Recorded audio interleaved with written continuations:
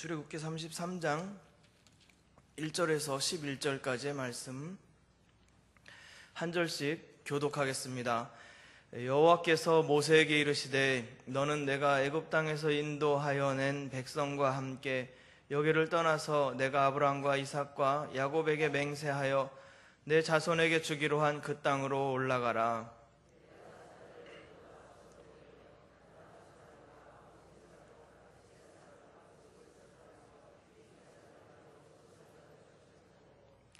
너희를 적과 꿀이 흐르는 땅에 이르게 하려니와 나는 너희와 함께 올라가지 아니하리니 너희는 목이 곧은 백성인즉 내가 길에서 너희를 진멸할까 염려함이니라 하시니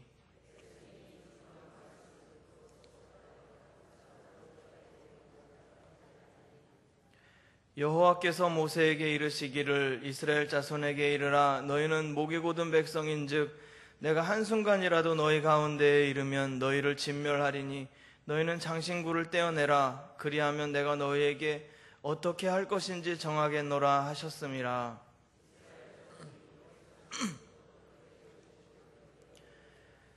모세가 항상 장막을 취하여 진 밖에 쳐서 진과 멀리 떠나게 하고 회막이라 이름하니 여호와를 앙모하는 자는 다 진 바깥 회막으로 나아가며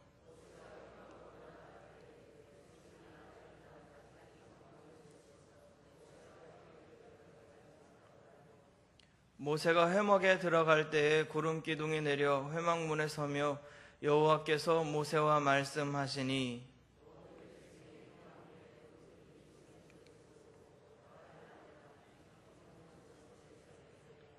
함께 읽겠습니다.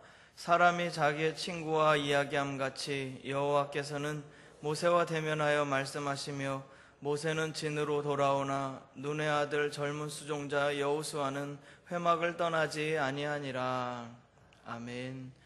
오늘 이 새벽에 기도의 자리에 나온 여러분을 주의 이름으로 축복합니다. 그 두 발걸음이 여러분의 몸을 이곳까지 걸어오게 한 그 두 발걸음이 주님이 인도하신 줄을 믿습니다. 오늘 말씀을 여러분과 함께 나누겠습니다. 출애굽기 32장까지 어제 했었고 오늘은 33장입니다. 이스라엘 백성이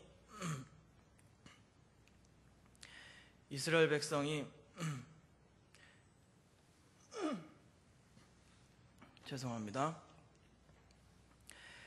1절에 보니까 여호와께서 모세에게 이르시되 너는 내가 애굽 땅에서 인도하여 낸 백성과 함께 여기를 떠나라 이렇게 나와 있습니다. 하나님께서 모세한테 말씀하실 때 너는 내가 애굽 땅에서 인도해낸 백성이라고 이렇게 말씀하셨어요. 이것을 다시 한번 생각해 보겠습니다. 지금 하나님은 굉장히 마음이 상한 상태인 것은 어제 말씀드렸었죠. 마음이 상한 상태입니다.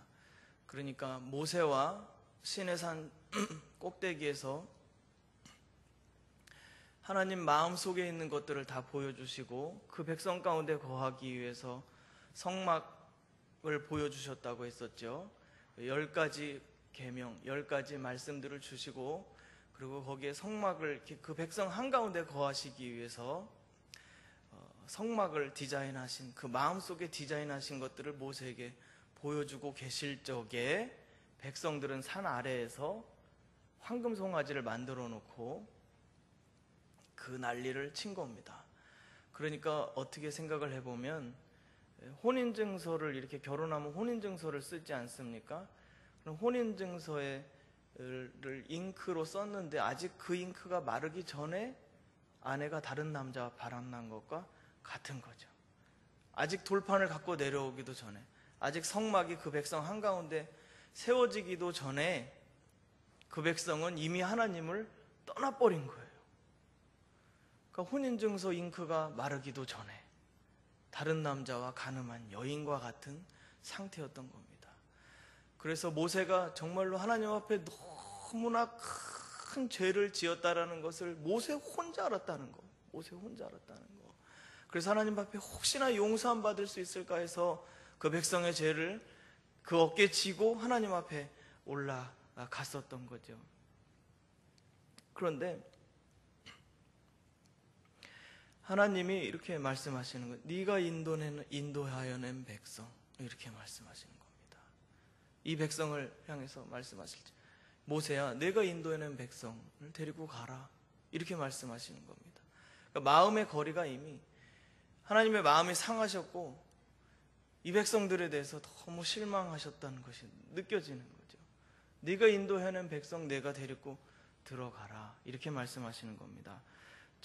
여기 보시면 내가 내 사자를 너보다 먼저 보내주겠다, 내 천사를 먼저 보내줘서 이 가나안 족속들, 너의 원수들, 그 죄가 이제 바닥 땅 모든 땅을 다 더럽혀버린 이 사람들을 내 천사를 먼저 보내서 쫓아내 줄 것이고, 그리고 너희는 내가 옛날에 아브라함과 이삭과 야곱에게 아주 약속하고 맹세했던 그 땅, 내 자손들에게 주기로 했던 그 땅을 들어갈 수 있게 해주겠다. 그러나 3절에 나오죠.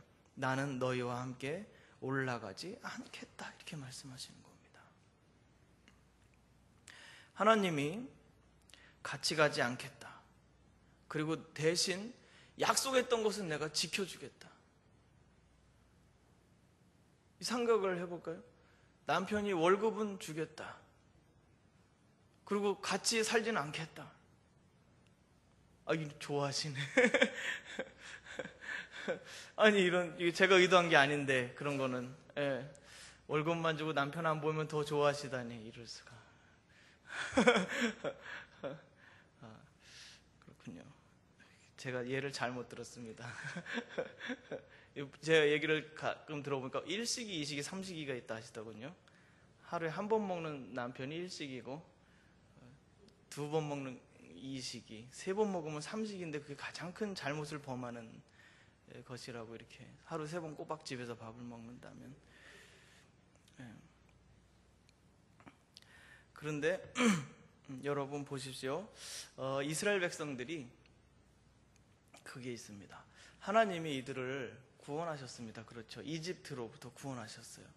그런데 그 강력한 이집트의 속박과 그 결박, 이집트에 있을 때 그곳에서 이렇게 꼼짝없이 붙들려서 노예로 430년을 살았을 때 하나님이 이 백성을 구원하기로 작정하시고 그를 이 이집트에서 탁 구속할 때는 하룻밤이었습니다.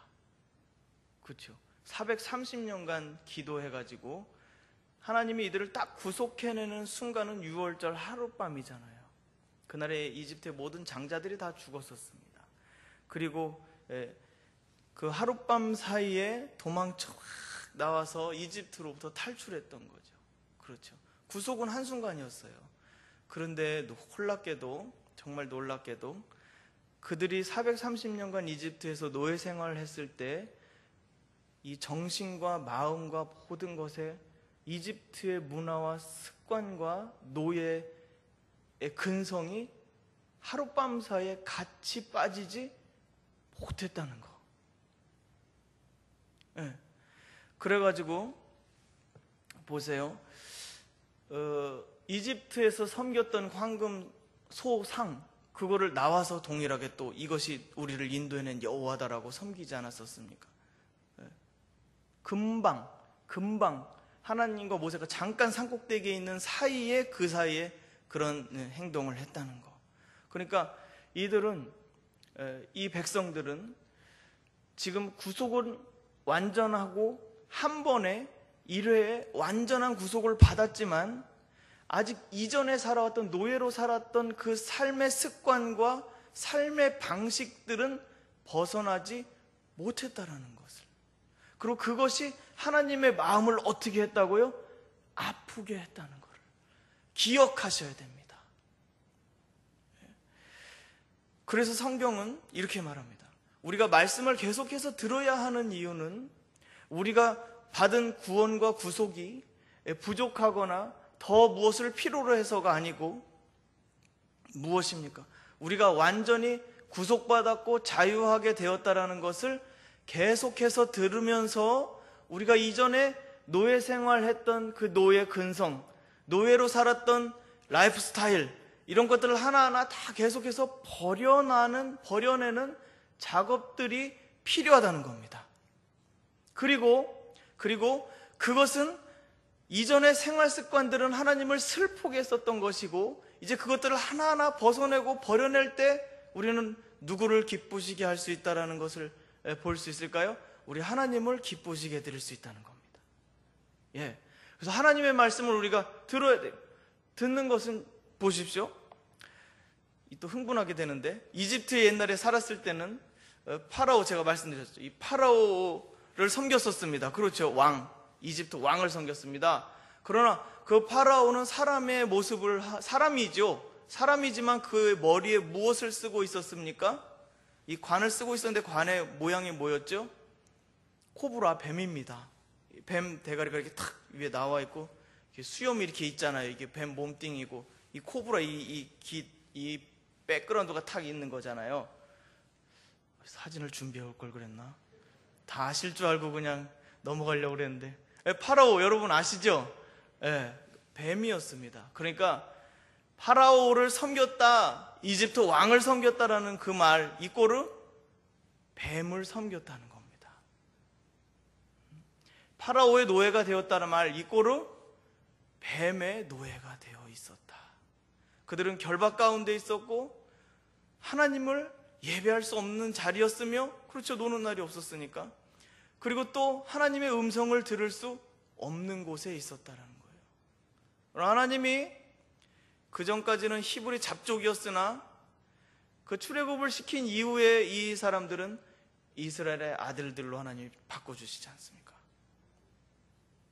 그리고 광야로 내놓으셨을 때, 그 메마른 광야 한가운데를 지나게 했을 때, 만약에 우리는 이렇게 흔히 먹고 살기 힘들어지고 고통스러운 일을 겪게 되면, 내가 지금 광야 시험 중이에요, 막 이렇게 말을 할 때가 있습니다만, 맞습니다만 광야 가운데 있을 때 하나님이 원하시는 것이 하나 있는데, 그것은 무엇이냐면, 지금까지 세상 것을 섬기느라고 하나님의 음성을 들을 시간이 없었고, 지금까지 세상에 너무 바쁜 일 때문에 하나님께 나올 시간이 없었더라면 이제는 세상 모든 일을 다 끊어주었지 않느냐.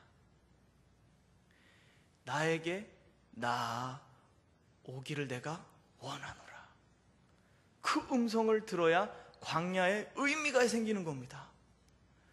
그 말씀을 듣지 못했다면 광야는 그냥 생고생만 하는 거죠. 그렇죠. 광야에 나와서 이제 세상의 모든 번잡함들을 다 뒤로 하는 거예요. 그럼 하나님 앞에 나와서 그분을 예배하는 겁니다. 그때 우리 정체성을 진짜 발견하게 돼요. 그 이전은 이집트의 왕 파라오, 곧 뱀, 사단을 숭배하는 것이고 사단을 섬기는 것이었다면, 이제 하나님 앞에 나왔을 때 광야를 지나면서 이집트의 모든 그 노예 근성들을 하나하나 하나님이 빼내시고 하나님의 음성을 듣게 하시고, 그리고 하나님을 섬기도록 성막을 만들어 주셨다는 거예요. 이 엄청난 사건들을 지금 진행하고 있는데 아직도 물이 안 빠진 백성들, 이 백성들에 대해서 하나님이 어떻게 하실까? 5절에 보시면 이렇게 합니다. 이거는 이때 하나님이 말씀하신 것이 아니고 예전에 말씀하셨다, 영어 번역본으로 보면 예전에 말씀하셨다라고 이렇게 나오는 겁니다. 너희는 목이 곧은 백성이기 때문에 한순간이라도 내가 너희 가운데 있다가는 너희들을 모두 다 진멸할지도 모르겠다. 그렇기 때문에 몸의 장신구를 떼버려라. 그래서 이 죄 지은 백성들 가운데 하나님은 그 가운데 들어가기를 꺼려 하셨습니다. 백성과 거리를 두셨어요. 이 노예 근성이 빠질 때까지 하나님이 거리를 두고 점점 오시는 거예요. 확 들어오질 못하시고. 왜요? 그 공동체 자체가 이미 오염돼 버렸기 때문에, 공동체가 이미 더럽혀진 공동체였기 때문에 하나님이 그 한가운데로 들어오실 수가 없었습니다. 들어오셨다면 백성들은 진멸당하는 거겠죠. 그래서 이 백성들은 그 하나님의 심판의 무서운 말씀, 그 준엄한 심판의 말씀을 듣고 모두 다 한결같이 슬퍼요. 정신이 번쩍 드는 거죠. 생각해 보십시오. 이집트를 초토화시켰던 하나님입니다. 예, 이집트를 완전히 멸절시키시고 이끌어내셨는데 만약에 그분이 얼굴을 돌려서 우리를 향한다면 어떻게 되겠습니까?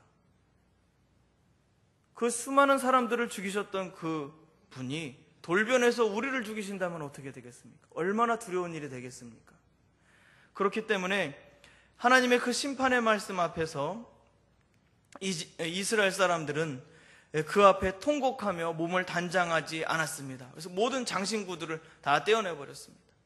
그리고 나서 하나님께서 7절부터 11절까지 말씀을 읽어보면은 하나님께서 이스라엘 백성 진 가운데 들어오지 않으시고 모세가 오히려 장막을 하나 가지고 들고 가서 진 밖으로 나갑니다. 진 밖으로 나아가서 거기에서 회막이라고 이름 짓고 그 진 바깥에서 하나님을 만납니다. 네. 이게 지금 결혼한 신랑과 신부가 한 방에서 못 자는 상황인 거예요. 네. 한 방에서 못 자. 결혼 막 했는데 혼인신고 잉크가 마르기 전에 사고를 쳐버렸어요. 같이 잘 수가 없어요. 그럼 어떻게 되죠? 각방 쓰는 거예요. 각방을 씁니다. 방과 방, 그 사이에 뭐가 있죠? 과가 있죠. 방과 방 사이. 그러니까 방과 방 사이에 과가 있는데 그 과는 공간을 말합니다. 공간, 빈 공간. 한 방에서 자지 않고 신부가 거하는 방이 있고 신랑이 거하는 방을 떨어뜨린 거예요. 그러나 완전히 떠난 것이 아니고 어떻게 해요? 모든 백성이 볼 수 있는 거리에. 와, 여기 묘미가 있습니다. 하나님이 아예 나 결혼 잘못했어. 이 결혼 나 물리고 싶어. 완전 계약 파기야. 이 언약 파기야 하고 멀리 떠나버리신 것이 아니고 보이는 곳에 그러나 떨어져서 있었다는 거. 참 지혜롭죠. 하나님이라서 그런지 참 지혜롭습니다. 그런데요, 텐트 오브 미팅이라고 합니다. 그러니까 이 만나는 이 장막인데, 그러니까 하나님이 이렇게 떨어져서 하나님이 만나 주시기 때문에 하나님의 그 모세가 그 회막으로 들어갈 때마다 하나님의 영광의 임재가 구름이 쫙 이렇게 구름 기둥이 내려와서 하나님의 임재가 이렇게 나타났었습니다. 그러면 이제 백성들이 그 모습을 이제 보게 되지 않습니까? 하나님의 임재를 이렇게 보면서 이 백성들은 이제 무슨 생각을 하게 될까요? 이 백성들은 이제 하나님 앞에 거룩하게 살아야 되겠다라는 생각을, 내 스스로를 구별해야 되겠다는 생각을, 우리 공동체가 하나님 앞에 정결하게 세워져야 되겠다는 생각을 하게 되는 겁니다.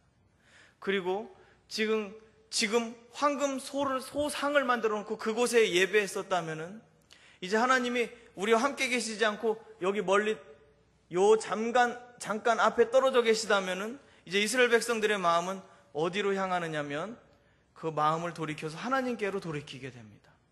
여기 보시면은 모세가 회막으로 나갈 때마다 백성이 다 일어나서 장막문에 서서 회막에 들어갈 때까지 바라봤다고 나옵니다.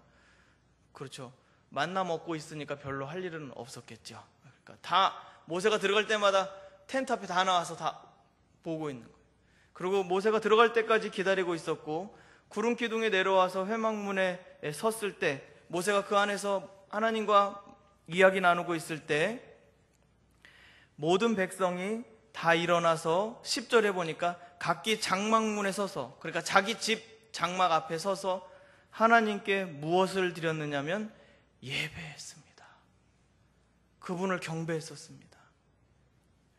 이 백성들이 이제 자기 모습을 찾은 거예요. 이제 본래 자기 모습, 하나님이 생각하셨던 모습들. 그러나 이들이 잠깐 그렇게 넘어갔었지만은 하나님이 그 안에 거하시지 않고 그 주변에 바로 옆에 거하시면서 모세만 따로 불러내서 만나시면서 이 백성들로 하여금 돌이키고 회개하고 정결케 할 수 있는 기회들을 허락해 주셨다라는 겁니다. 이것이 여러분 은혜입니다. 하나님이 갑자기 안으로 확 들어오지 않고 떨어져서 보여주시는 것, 그리고 나 스스로를 되돌아볼 수 있게 허락해 주시는 것. 하나님 왜 저한테 갑자기 확 안 들어오세요? 하나님 저는 이렇게 초청하고 하나님 모셔드리고 빨리 제 속에 100% 완전히 다 들어오셨으면 나는 정말 좋겠는데 왜 다 안 들어오세요? 아직 정결하게 될 게 남아있으니까. 아직 내 속에 죄가 남아있으니까. 하나님이 갑자기 들어오시면 우리가 쓰러질지도 모르니까. 하나님이 안전한 거리를 두시는 겁니다. 그때 우리는 하나님을 원망해야 되는 게 아닙니다. 하나님 왜 이렇게 좀 멀죠? 멀 때 하나님 왜 나한테 가까이 안 오세요? 말하는 게 아니고, 하나님 저에게 들어오시기 어려울 만큼 제가 다른 곳에 정신을 팔고 있었군요. 하나님이 저에게 온전히 임하실 수 없을 만큼 제가 더럽혀지진 않았을까요? 저의 마음과 생각이 하나님 보시기에 합당하지 않은 일들로 채워져 있지는 않은 것일까요? 우리 자신을 돌아보게 돼요. 그럼 하나님의 영광의 임재를 사모하고 비로소 하나님께 시선을 집중하고 그리고 그분 앞에 예배하게 되는 것입니다.